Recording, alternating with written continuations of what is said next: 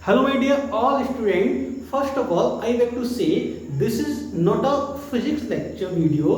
This is an inspirational video for NEET aspirants. जैसे कि आप लोगों को पता है और मुझे ही पता है कि एग्जाम बहुत नजदीक है, ठीक है ना। और जो एग्जाम जो है आपका नीट का, वो आपका बहुत बड़ा एग्जाम है, ठीक है ना। देखिए, हर किसी को डर लगता है, आपको भी लगेगा, ठीक है ना। अगर वो एग्जाम मैं दूंगा तो मेरे को भी लगेगा। अगर कोई भी पूरी साल भर मेहनत करके अगर वो एग्जाम देगा उसको भी लगेगा। और आपको ये भी पता होना चाहिए, हर एक एग्जाम का हर एक टॉपर होता है और हर एक एग्जाम में जो वो टॉपर है उसको भी डर लगेगा उस एग्जाम में, ठीक है ना। इसका मतलब क्या है, देखिए, हम डरते तो जानबूझ के नहीं है, ठीक है ना। क्योंकि हमारे जब एग्जाम देने जाते हैं तो वहां पर जो थॉट्स होते हैं वो हमारे सिर्फ एग्जाम को लेकर होते हैं, ठीक है ना। क्योंकि बहुत अच्छे से समझना और सीखना, ठीक है ना। लेकिन हाँ, हमारे जो थॉट जो होते हैं ना, देखिए मैं आपको ये नहीं बताऊंगा कि मत डरो, कि ये करो, डरना मना है, कि ये सारी चीजें नहीं, ठीक है ना। कंट्रोल कैसे करना है, थोड़ा सा केवल आपको जो ना थोड़ा सा स्ट्रांग होना पड़ेगा, थोड़ा समझना पड़ेगा कि ये डर है क्या, क्यों आ रहा है डर, ठीक है ना। आपको बहुत अच्छे से मैं आपको यहाँ बताता हूँ। एक चीज याद रखना आप, जो ये डर जो है ना, इसको हम दूर नहीं कर सकते क्योंकि डर हमें लगेगा, ठीक है ना। लेकिन हाँ, इस पे थोड़ा सा कंट्रोल पा सकते हैं, क्योंकि हमेशा एवरेज इंसान को 65,000 थॉट्स माइंड में आते हैं, लेकिन हम इनको कंट्रोल नहीं कर सकते, इनको थोड़ा डाइवर्ट कर सकते हैं, ठीक है ना। तो पहले तो मैं आप लोगों को बताता हूँ कि डर के रीजन क्या है। तो देखिए, जैसे कि मैंने जो एनालाइज किया है, ये हमारे पास में क्या है, ये हमारे पास में कुछ समथिंग लाइक दिस। पहला जो होता है फियर ऑफ एंजाइटी, और फियर ऑफ एंजाइटी में हमारे पास में क्या है, दो चीजें आती है, बहुत अच्छे से समझना और सीखना, ठीक है ना। फियर ऑफ एंजाइटी में मेरे पास में केवल दो चीजें आती है। ये हमारे पास में आपका आएगा क्या, फियर ऑफ अननोन, और सेकंड मेरे पास में आपका आता है क्या, फियर ऑफ स्टेट।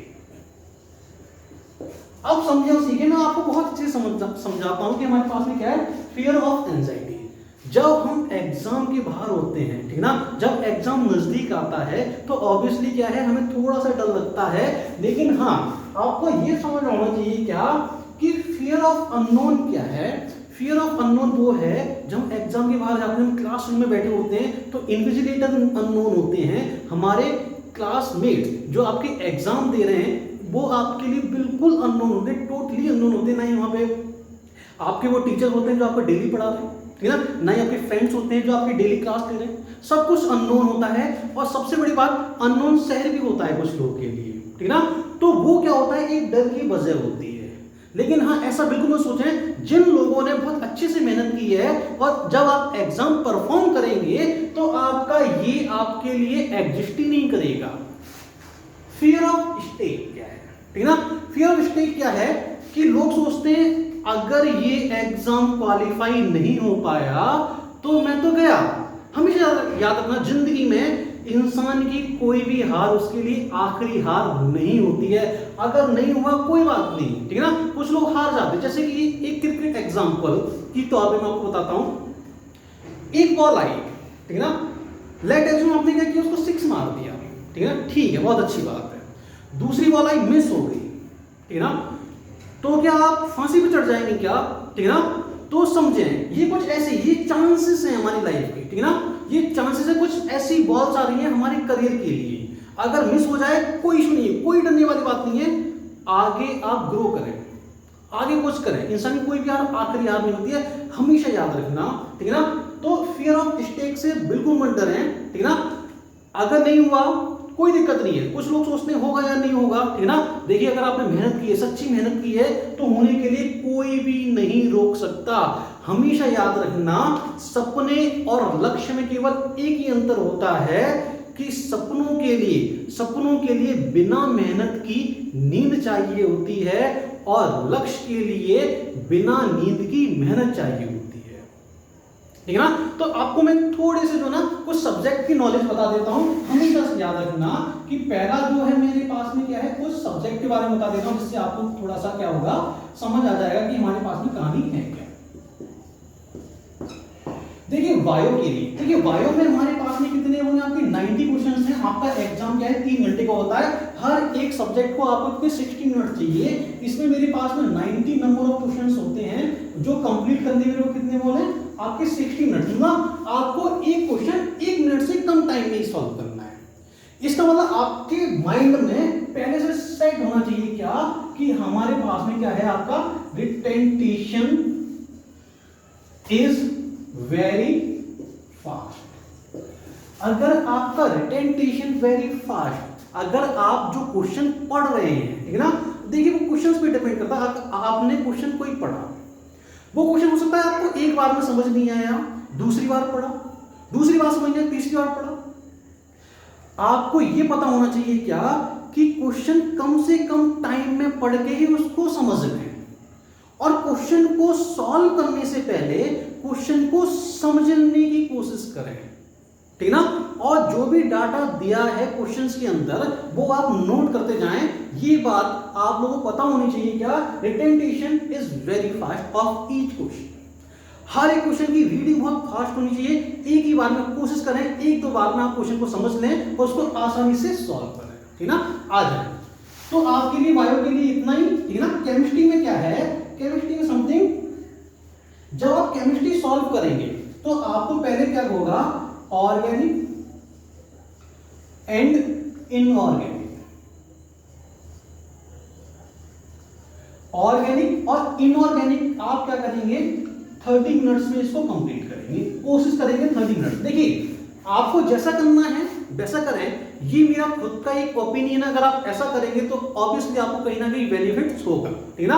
अगर आपने क्या किया 30 मिनट में अगर ऑर्गेनिक इनऑर्गेनिक को कंप्लीट कर दिया तो आपके लिए फिजिकल में आपको बहुत अच्छा टाइम मिलेगा।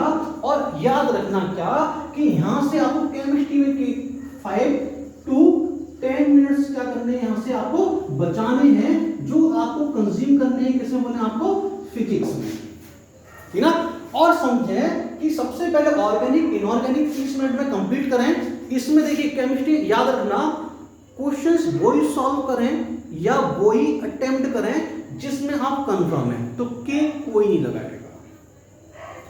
अब रही बात फिजिक्स की, तो फिजिक्स में सबसे जरूरी जो है, सबसे जरूरी मैंने अभी आपको एक बात बताई है, क्वेश्चन पढ़ने से पहले क्वेश्चन को समझने की कोशिश करें। और ये भी याद रखें कि क्वेश्चन आपसे पूछ क्या रहा है, ठीक ना। क्या पता वहां पे चेंज इन परसेंटेज पूछा है और आपने क्या कि परसेंटेज निकाला और टिक कर दिया, ये लो हमारा क्वेश्चन सही हो गया। क्योंकि उस टाइम प्रेजेंस ऑफ माइंड में आपको प्रेशर भी होता है कि जल्दी क्वेश्चन जल्दी सॉल्व करने, जल्दी काम करना है, ठीक ना। याद रखना क्वेश्चन को सॉल्व करने से पहले उसको समझने की कोशिश करें, ठीक ना। और फिजिक्स में हर एक क्वेश्चन को आप लोग बहुत अच्छे से समझेंगे और ये ट्राई करेंगे कि इस क्वेश्चन में पूछा क्या है। और जो भी आपको जो डाटा जो दिया जाएगा उसको आप एनालाइज करेंगे, मतलब उसको एनालाइज करेंगे एट रैंडम, मतलब आप जो डाटा दिया उसको नोट करते जाएं साथ के साथ, जिससे कि आपको आसानी हो। मतलब वही वाली बात है कि retention of each question is very fast. अगर जैसे ही होगा ना तो आप लोगों को कोई भी प्रॉब्लम नहीं होगी कि यहां पर ज्यादा से ज्यादा आपको टाइम कंज्यूम हो। फिजिक्स के लिए अगर जो क्वेश्चन नहीं आ रहा है तो उसमें टाइम बिल्कुल भी कंज्यूम ना करें। तो बस यही मेरे को आप लोगों के समक्ष लेके आना था। मैं यहाँ पे बोल चुका हूं, एक आखिरी लाइन आप लोगों के लिए बोलनी है, ठीक है ना। हमेशा जिंदगी में याद रखना कि ये सफर जो है ना, ये माना कि मुश्किल है, लेकिन हमेशा याद रखना कि अगर सफर आसान हो ना तो समझ जाना कि लाइफ में कुछ गलत हो रहा है। क्योंकि हमेशा हर एक इंसान को किस्मत कोई ना कोई मौका देती है। तो आप लोगों के लिए एक लाइन मेरी सुनते जाएं लास्ट में कि माना किस्मत मौका देती है, माना और मान लिया कि माना कि किस्मत मौका देती है, लेकिन सच्ची मेहनत सच में चौंका देती है। इसी के साथ में आप लोगों के लिए विदा लेता हूं। आप लोगों के साथ में आप लोग ऐसे ही हंसते रहिए, ऐसे ही पढ़ते रहिए, देखते रहिए प्यारी फेस। आप लोगों के लिए ऑल द वेरी बेस्ट।